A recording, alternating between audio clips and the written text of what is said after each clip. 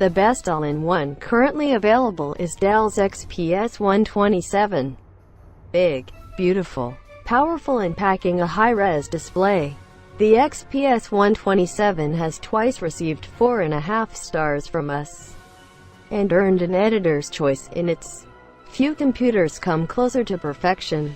Yet, in spite of all it offers, Dell's biggest all-in-one has a problem: the price. The base model goes for $1,599, and more powerful variants with discrete graphics start at $2,099. You get what you pay for, but also pay for what you get.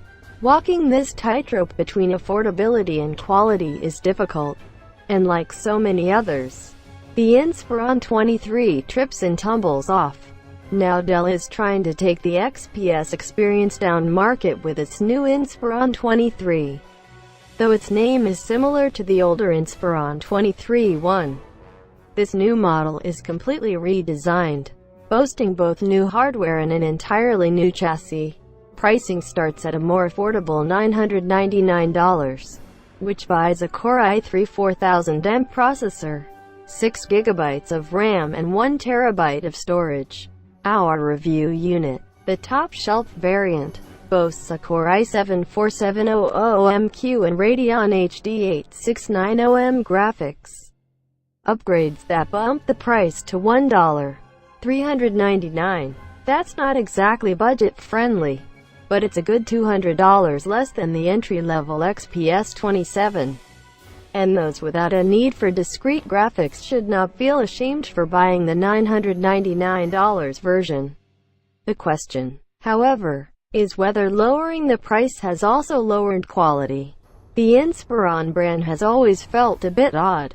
The name hints at inspiration and innovation, but Dell applies it to only the most basic laptops and desktops.